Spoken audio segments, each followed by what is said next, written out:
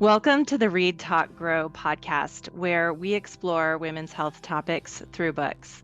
In the same way that books can transport us to a different time, place, or culture, Read, Talk, Grow demonstrates how they can also give us a new appreciation for health experiences. Books can also provide a platform from which women's health can be discussed. At Read Talk Grow, we're using books to learn in the hopes that we can all lead happier, healthier lives. I'm your host, Dr. Denise Milstein. I'm an assistant professor of medicine at Mayo Clinic, where I practice women's health, internal medicine, and integrative medicine.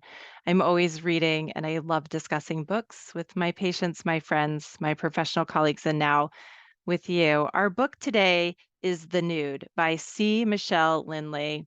Our topic today is a common one faced by women, migraine headaches. Our guest, Courtney Michelle Lindley's work can be found in Conjunctions, the Georgia Review, and elsewhere. She's a National Endowment of the Arts Fellow for 2024 and has an MFA in creative writing from Cornell University and a BA in English and Art History from the University of California at Berkeley. Most recently, she's the recipient of the 2024 Friend Prize for Creative Writing. The Nude is her first novel. Courtney, welcome to the show. Thank you so much for having me. Dr. Rashmi Halker Singh is a neurologist at Mayo Clinic in Arizona. She studies primary and secondary headache disorders, including migraine and chronic daily headaches. This includes understanding the underlying pathophysiology, establishing clinical phenotypes, and exploring new treatment options for headache disorders. Rashmi, welcome to the show. Thank you so much for having me as well. The Nude is literary fiction at its finest. Set on an island in Greece, the novel follows an art historian as she assesses a found, potentially nearly priceless work of art. She quickly becomes entangled with a cast of characters and some questionable ethics around who has the right to which cultural artifacts. We are not, however, going to talk so much about art, but will focus on the protagonist who manages migraines in the middle of her whirlwind, high pressure adventure. Courtney, tell us about Elizabeth and give our listeners an idea what she's navigating in this book. Yeah, thank you. The idea for this podcast is so exciting to me. I think being given this platform to discuss this aspect of the novel, which is really near and dear to me, is important. And this is a book built on bodies, specifically the female body, women's bodies. And Elizabeth is someone who's struggling with migraine headaches. She's been afflicted with them for a long, long time since she can really remember. And I was thinking a lot about how someone would navigate this while still trying to be accomplished and have ambition and what it would show up like in the workplace. I know that migraines are something that a lot of women deal with, but because it is an invisible disease, they find it very hard to be believed for having them. At certain points in the novel, I think she's told, just take ibuprofen or various other common refrains that we give to people who suffer from this. Yeah, does that answer the question? Yeah, it does. Thank you very much. Rashmi, tell us your reaction to the book. So I was really interested in this because there is a strong push in really trying to share what the lived experience of migraine is like. There have been some studies demonstrating that we are not, as a society, doing a good job of sharing that. There was a study published a couple of years ago looking at what does mass media tell us about who has migraine. And that study showed that if you were to just Google the word migraine, the typical picture that comes up is a white woman who's sitting with her hands on her temples. And as we all know, migraine does not discriminate. It affects all genders, all ages, all skin tones. Everybody can be impacted by this. And the lived experience of migraine can vary. And just as you share, people of all different professions are trying to live with this disease as well. And so it was really refreshing for me to see that in literature and to really see what day-to-day life can be when someone is trying to navigate migraine and also trying to succeed in their professional and personal life too. I do have a question for you though, because of that. And because it's so underrepresented in literature and other forms of art, what was your inspiration? Why did you choose to highlight migraine as a disease process for your protagonist? Well, thank you so much for saying all that. That's very gratifying to hear. I have a personal history with migraine. My mother also had them, but I was finding that, as you said, the sort of typical representation is just a woman with a bad headache. And that is not my experience at all. And it's hard to bridge that gap in knowledge with someone who has never experienced migraine. So I wanted to show sort of this other side of it where it becomes almost like the threat of having an episode is its own sort of pain and turmoil. I was thinking about it almost like a predator sort of stalking this character throughout the book. So the inspiration came from that, but it came up quite quickly and pretty naturally while I was drafting. It just made sense to me for this woman who is so cerebral and so in her head to have this affliction. It seemed poetic and fitting. And every time that she sort of gets away from her body, she's forced to reckon with it again. And from a narrative standpoint, I just thought that would be interesting. So I relate to so much of what you just said, and I just want to share about that for a moment because there is a big push right now to better understand what the lived experience of migraine is like for people. And it's not just those attacks, but I love the phrasing you just used, which is the predator of migraine and the fact that it might happen. And we think about that as being part of the disability of migraine as well. So the disability of migraine is not only as you just so eloquently described, when someone is in the midst of pain and the other symptoms of that specific attack, but also in between. Because as you just shared, people with migraine, it's a situation where that individual does not know when that next attack is going to happen. And so they're planning their life around that. They might be agreeing to commitments or family commitments or professional opportunities, thinking if I were to have a migraine attack, will I be able to proceed with that? Can I be successful? Do I have to back out? All those thoughts are going through that individual's mind. And this has been borne out in clinical research as well. We actually know that if someone is having, say, 4 days of migraine per month, that individual's lived experience with migraine, the disability that they have with their disease is equivalent to someone who has migraine attacks almost every day, just because it's the threat of migraine that can be just as disabling. And I love that you were able to share that so well because my patients come and tell me this, and they also share that their community, whoever that might be, their family, their friends, their professional colleagues, don't always understand that. They might think, well, you just have like a couple attacks here and there. How are you so disabled by this? And it's everything you just explained.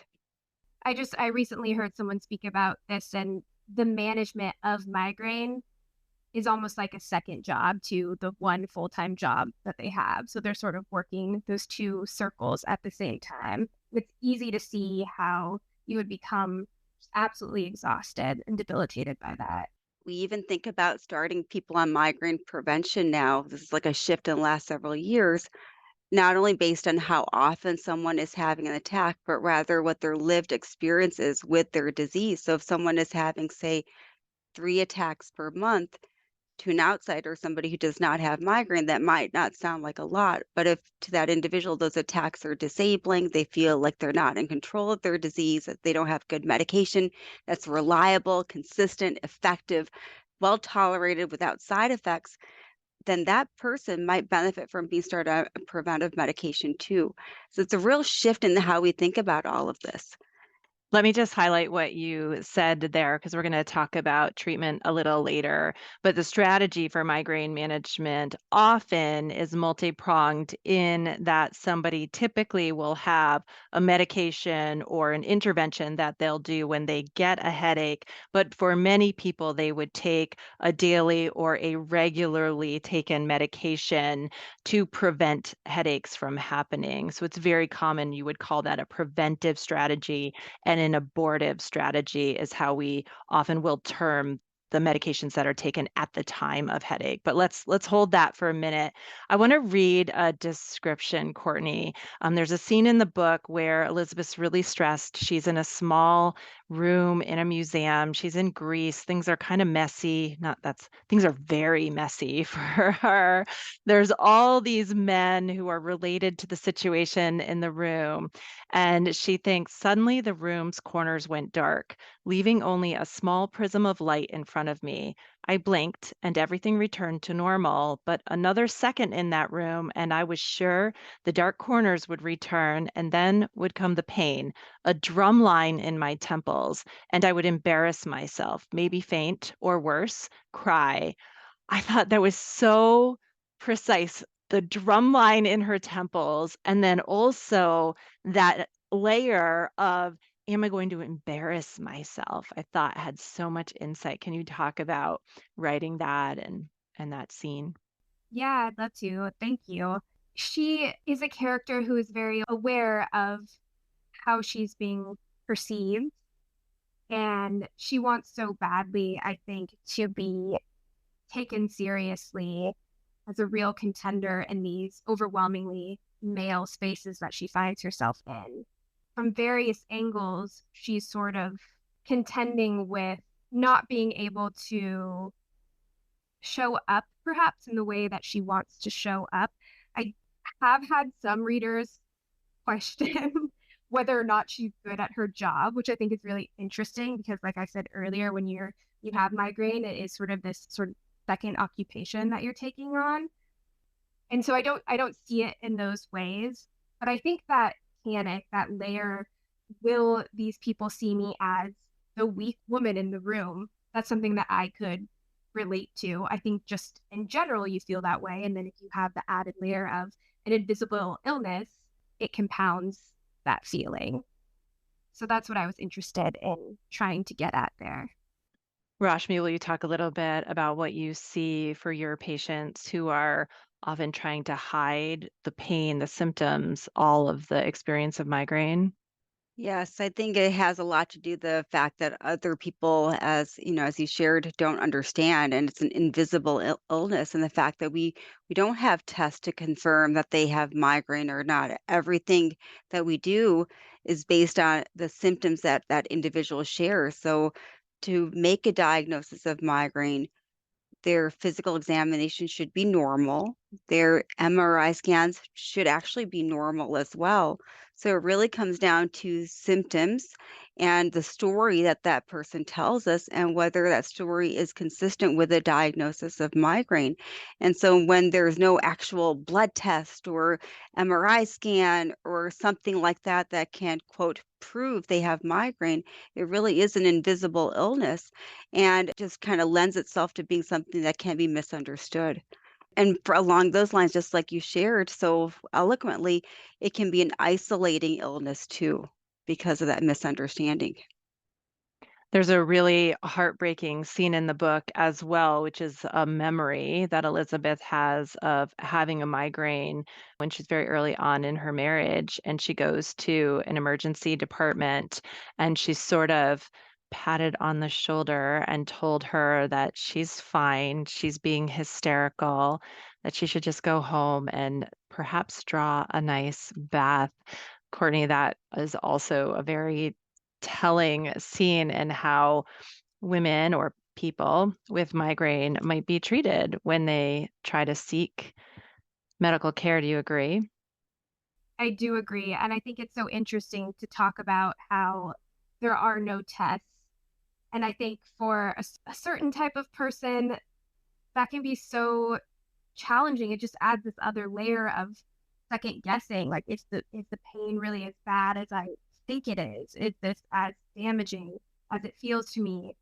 Especially when the world's feedback is sort of, go take a nap or take an Advil, you'll be fine, wait it out. It makes it worse in so many different ways, I think.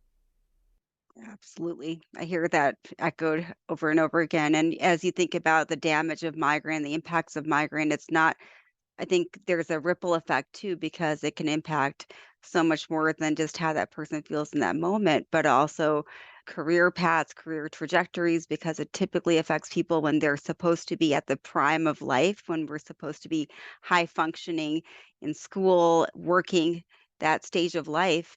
And it can also impact relationships, really important ones as well, personal relationships, all of that.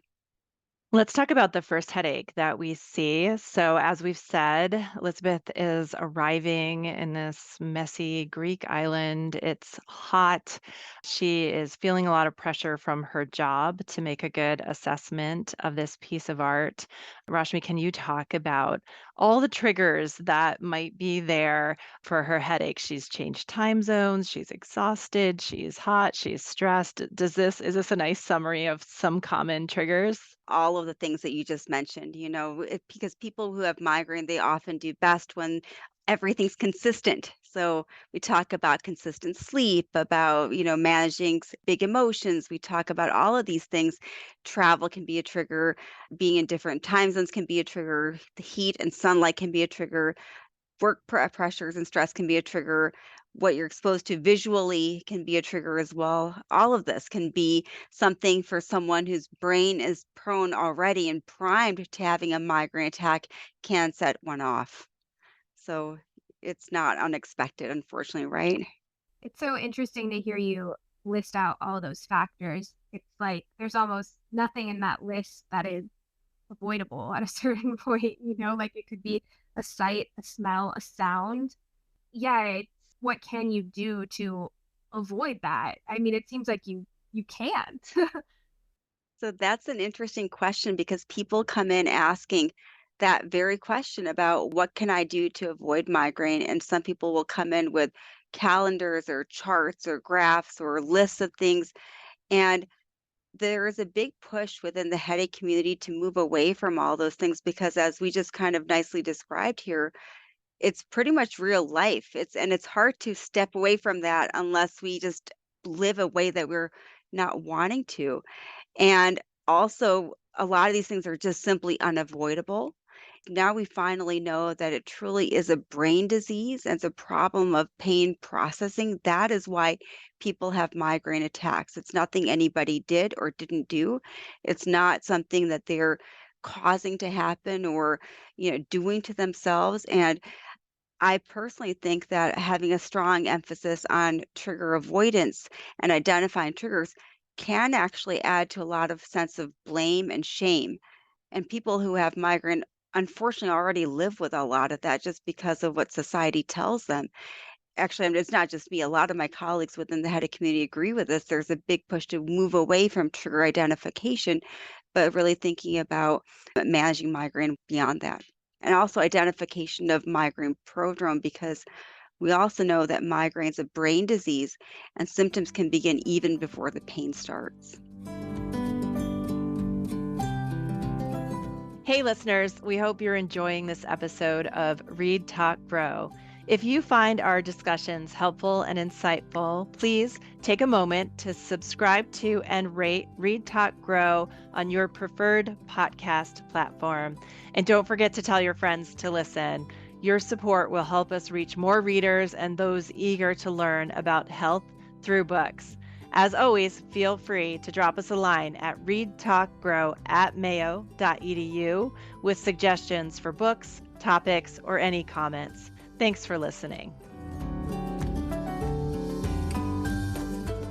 That's so interesting. I remember reading about triggers as well, and this is not related to the book, but would be interested in your take on it, Rashmi, that if you look at, for example, dietary triggers, it's not like I ate something for lunch and then by 2 p.m. I have a headache. It might actually trigger symptoms that take hours to even a day to present. And so it's very difficult to know what did I do yesterday or 24 hours ago, or what was I exposed to 24 hours ago that is now triggering today's headache. Is that accurate, or has that been something that's been reconsidered?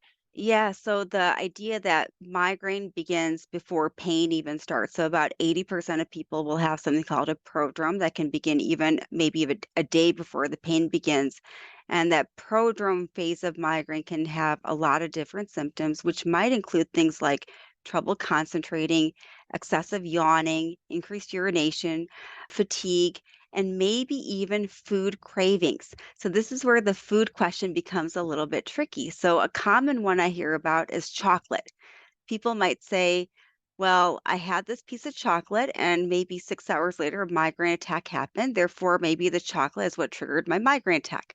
But the new thinking is the craving for chocolate was already part of the migraine, part of the prodrome. So whether or not that individual fulfilled that craving by eating the chocolate, that migraine was going to happen anyway. And just as a side note, I'm a person who lives with migraine. I get migraine attacks too, but usually chocolate cravings are not part of my migraine attack. But about 2 weeks ago, I was at work and I suddenly had this intense chocolate craving. I like chocolate, but this is a little bit atypical in this type of craving I had. And so I ran down to the physician's lounge to see what was there that was chocolate. And I thought to myself, I bet this is my prodrome, and I bet I'm going to get a migraine attack. And guess what happened about 6 hours later? I got a migraine attack. So it's so funny when, as a migraine specialist, I get migraine attacks because I start thinking about it and thinking about what my patients are going through. That's fascinating. I'm wondering about something I've been told in the past, which is that there might be a hormone component to migraine. Where does that fit in, if it does at all? So that is true. And that is why migraine predominantly impacts women. About 2/3 of women do have what we consider a hormonal relationship to their migraine attacks. About a third of women will have their first onset of migraine around the time of puberty. And when we talk about hormonal relationship, what we're really talking about is fluctuations in estrogen. So for a menstruating woman, when she has her menstrual cycle, there's a drop in estrogen that triggers that to happen, and that can trigger a migraine attack. So if we think about this for a moment, those times when estrogen is fluctuating, that can be a time when a person might be more apt to have migraine attacks. So when she's in her time of life when she could be more, able to have children, her childbearing years. But during pregnancy, for many women, migraine does get better. During perimenopause, migraine often worsens because hormones fluctuate a little bit more. And then postmenopausal, estrogen stops fluctuating. And so migraine attacks often get better. And of course, this is not true for every single person, but looking at big epidemiology studies, this seems to be the case for a lot of people. It's good because we talk about menopause a lot on this show, and there are a lot of symptoms, but maybe if you're somebody who deals with migraine, you could hope that that's one thing that just might get better. There's another symptom described in Elizabeth Courtney that I wanted to highlight because, as we've said, migraine is not just about the pain of the headache itself, and it's the visual symptoms. She even has 2 episodes, both at times of high stress, where she loses vision. Will you talk about that? Yes. So I've experienced some of the oral symptoms, and I was thinking about this and looking into it. It was hard to find a lot of information. So I hope that I've done it justice. But from what I understand, it's a retinal or an ocular migraine. I think there are different terminologies depending who we're talking to, but maybe one of those is outdated. I don't know. Essentially, that it would affect and potentially block your vision. And I thought that component was so fascinating to me for a character who her vision is dependent on her livelihood. She needs to be able to see and appraise art. So again, it's just me being extra cruel to my character and giving her another battle to overcome. And there was something about the sort of dramatic it feels to have any sort of your senses taken away from you. I think at one point she does say to her husband at the time, I can't see. And he's like, what do you mean? I was just interested in also showing a different side to the migraine, as we've talked about a little bit before, where it isn't just a really bad headache. It can affect you in various ways. It can affect your vision. I know from experience, it can make you fatigued. It can make you dizzy and nauseous. I know that from experience too. And that's something I never see discussed or rarely. So I wanted to just show a different side of what a migraine might look like for someone. So I did sort of push it to the extreme. And like I said, I hope I did it medical justice. Fingers crossed. Yeah, absolutely. I mean, that the visual aura can be extremely debilitating for some people, for some people that can be the most debilitating symptom, just like you shared, not being able to see, and it happens so unpredictably. It can be very scary as well. So I agree with you on all of those things. I don't know how to best say this, but it was, I guess, nice to see all of these non-headache symptoms portrayed in literature. I hate that my patients experience these symptoms, but I think it was nice to see, I guess, a more accurate representation of migraine where we see all these things that are not only the headache pain, but all the other symptoms too. I was wondering if it would be okay to ask what percentage of your patients experience these visual disturbances? Is it, About 25% of people who have migraine will have aura. wow, okay, so that's higher than I would have thought. That's really interesting. Will you actually slow that down a little bit and talk about ocular migraine versus aura that is a slightly different component of the what's typically the prodrome? Sure. So we think about migraine in terms of the phases of the migraine attack. So let me just kind of talk about that for a moment. We just talked about the prodrome, which for many people is the first part of their migraine. That's where migraine begins. It can last maybe about 24 hours or so. It can begin even a day before the pain starts, and about 80% of people can have a prodrome, whether they recognize it or not. That's the other catch about prodrome. Sometimes it can be so subtle that people may never recognize it, or sometimes they recognize it only after the pain starts. Because the things I mentioned, fatigue or maybe early nausea or trouble concentrating, those are such vague symptoms, and they sometimes are just milder symptoms than what they would have during their migraine attack. So they can be difficult to identify. After that, some people, as I mentioned, maybe 25% of people with migraine can have an aura. With aura, we typically experience what we call positive symptoms, meaning visual aura is the most common type of aura. People will see things in their visual field. So they'll see bright colors or bright lights. It often is maybe a gray dot or like a spot in their vision and that begins in one area and moves or grows. So it's something that they're actively seeing. By definition, aura must last 5 to 60 minutes. Sometimes people might say, "Oh, I see something lasts for like 2 seconds." That's not aura. It has to last that length, and that's because we know what's happening in the brain when someone has aura. What's happening is there's something called cortical spreading depression. We can think about this by, I guess it's kind of like a domino effect over the surface of the brain where some cells, some neurons, brain cells become activated, just on their own, spontaneously activated, and that can cause a ripple effect to activate nearby neurons or brain cells.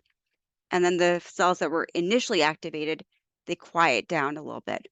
And that activation just keeps moving. That moves at a rate of actually they've mapped this out to a speed of 2 to 5 millimeters per minute over the surface of the brain. And because it's happening at that slow speed, the aura has to last by definition 5 to 60 minutes. Visual aura is most common because this most often happens over the part of the brain that's responsible for vision. And so that part is activated so people can see things. But it's not the only type of aura. Sometimes people can have what we call sensory aura, where people might have pins and needles. It might begin over the fingertips, can spread up the arm. Sometimes people might have speech aura, where they have difficulty talking. And sometimes they might even have motor aura, where they develop weakness. There's a whole bunch of, many different types of aura symptoms that can happen. After that, the next phase of migraine is the pain that we're familiar with. It's that moderate to severe intensity, can be throbbing, pulsating, that drumline pain can stop people from activity. Sometimes it's more intense on one side, but it can sometimes be both sides as well. And with the pain, people can have nausea or be sensitive to lights and sounds. And then after that, there's something called the postdrome. So that's the fourth phase of migraine, which my patients commonly refer to as the migraine hangover, but the formal name is the postdrome, and that can last 1 to 2 days. And that can be manifested by fatigue, just a generalized feeling of not well or malaise, or even a milder headache or trouble concentrating. And we can think about that as the recovery period. And then the medical word for how somebody feels between attacks is the interictal phase. So those are all the phases of a migraine attack.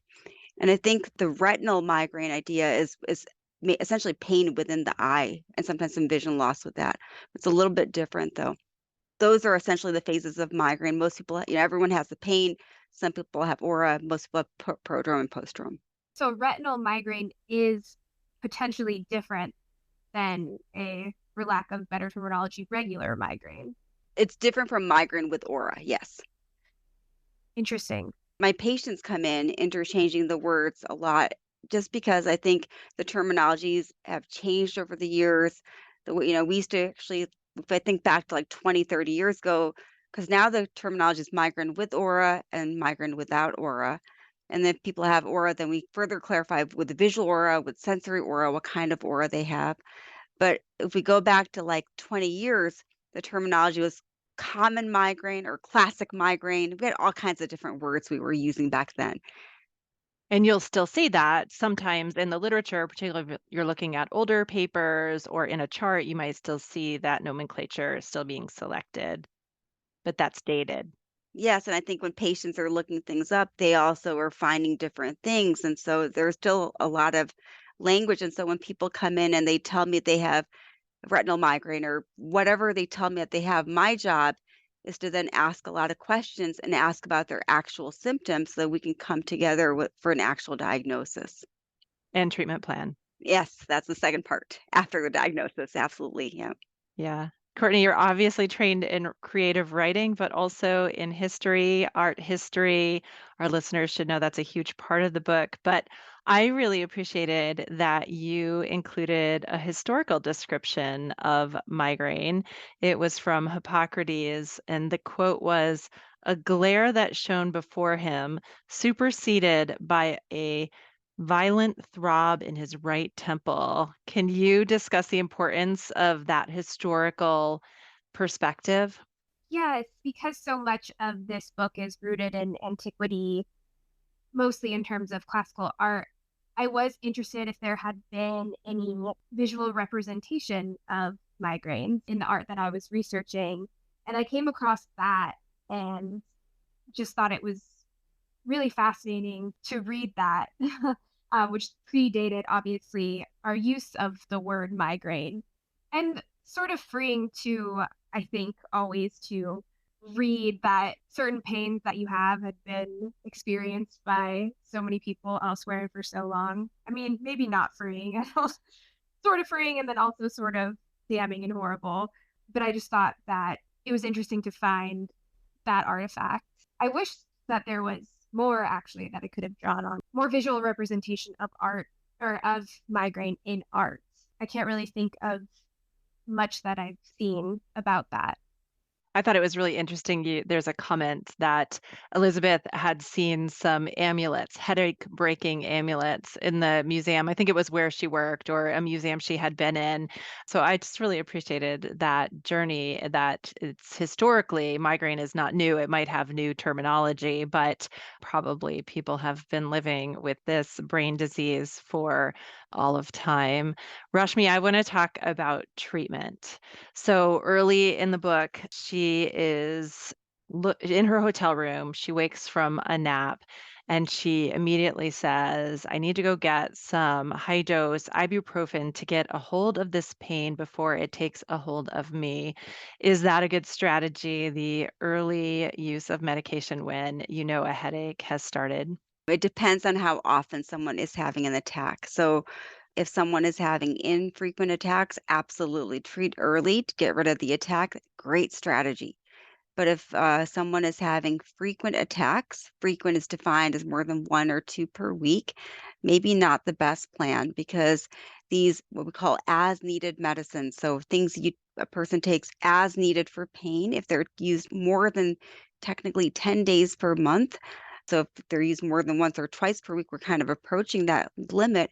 Those medicines can have a paradoxical effect and actually lead to migraine attacks happening more frequently. So that's where that catch-22 happens. And then we hear from Elizabeth's history. She says she's been tried on a variety of medications, and that is a very common component as well, that people will have cycled through a number of medications to see if they've been effective throughout their migraine history, correct? Yes, unfortunately it is. I mean, I think it can be very challenging for patients sometimes having tried so many different medications and not found those medications to be helpful. It can unfortunately cause some feelings of isolation, hopelessness for patients who live with this too. She mentions that benzodiazepines have always been her favorite. We had an episode with Melissa Bond, who wrote a memoir, Blood Orange Night, about her dependence on benzos and the withdrawal and how complicated that issue is. This class of medications is tricky for everybody, but how do you manage using them in headaches specifically? So they're technically not recommended for use in the whole part of the migraine treatment plan. So they're not something that we use. But I fully understand that in the United States alone, we have about 47 million Americans who live with migraine, and we have about 700 board certified headache physicians. And so there is a big disparity there, and lack of access and care is a big deal. And so people might be on a lot of things that they're hoping might be helpful that don't have the best evidence as well. Thank you for that. We need to clone you. We need more of you for sure. Courtney, let's end on a note of hope. So, we're not going to spoil the book for any of our listeners. They're going to have to read the book themselves. But in the end, we do see Elizabeth progress. She goes into a new phase of her life. She does mention that her migraines are now much more controlled and much better. Is this your hope for people that have migraines, that they'll get to a point in life where they can really manage their well-being and hopefully get their or maybe she went through menopause. What was your thought in ending this way?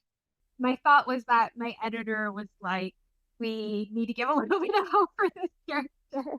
But under that, I think there was perhaps subconscious, if not conscious, desire to give her something, let the air in a little bit. And that of course, that's my hope for everyone who suffers from this.